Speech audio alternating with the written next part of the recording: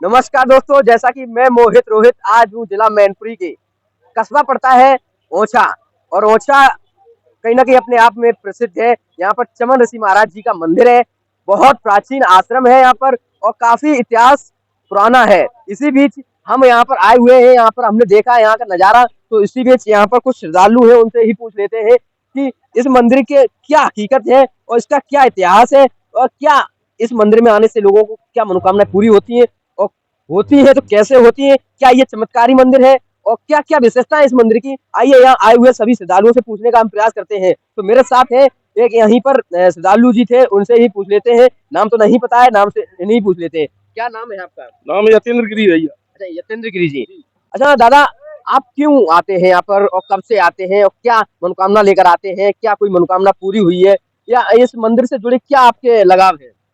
मैं पैतृक यहीं का निवासी हूँ और मैं पूर्वों जन्मों से यहाँ जुड़ा हुआ हूँ। और यहाँ चैत्र रामनवमी पर बहुत भारी भीड़ होती है, जिसमें जितने भी श्रद्धालु आते हैं सभी की मनोकामना पूर्ण होती है।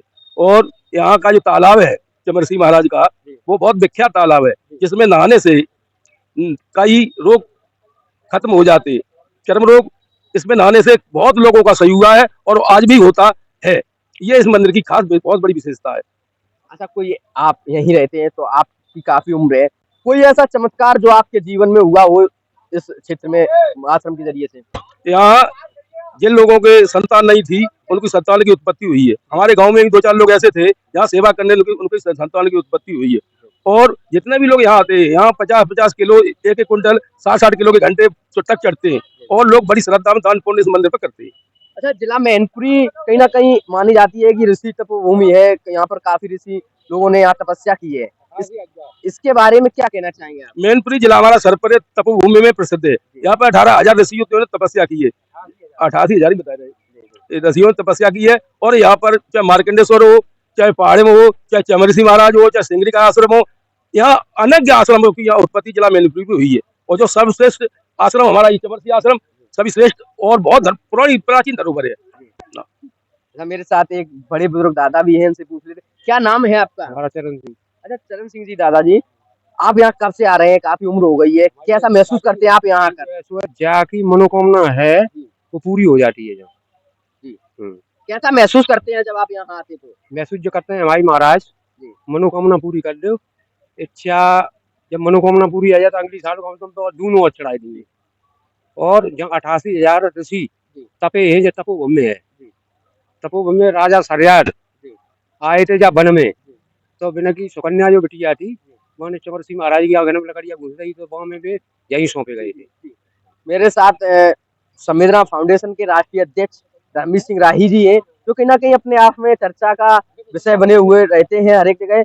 आज यहाँ पर भी मौजूद दिखे हैं। आइए इनसे भी पूछ लेते हैं कि आपका यहाँ आना कैसे हुआ, और आप आते हैं तो कब से आते हैं, और आते हैं तो क्या मनोकामना लेकर आते हैं।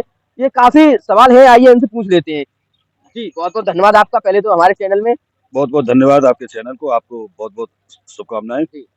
और यहाँ मनोकामना लेके क्या मैं ये मानता हूँ, मार्कंडे ऋषि, बनखंडेश्वर आश्रम, तमाम ऐसे मंदिर हैं। मैनपुरी जो है विश्व की सबसे बड़ी तपोभूमि है, चाहे शीतला माँ का मंदिर हो, चाहे भीमसेन मंदिर हो। तो यहाँ हमने पिछले 2023 में यहाँ संवेदना महायज्ञ 51 कुंडी महायज्ञ किया था। और ये सौभाग्य यहाँ के जो स्थानीय लोग हैं, इस कमेटी से जुड़े लोग हैं, इनका मुझे बहुत भरपूर सहयोग मिला। और आज ये मंदिर एक भव्यता को प्रदान कर रहा है। तो इसके लिए माननीय जयवीर सिंह जी और सरकार ने, आपने सरकार की बात की है। अच्छा, इससे पहले भी सरकारें जो थी उनका क्या सहयोग रहा, और आज की सरकार का कैसा सहयोग रहा इस मंदिर के लिए?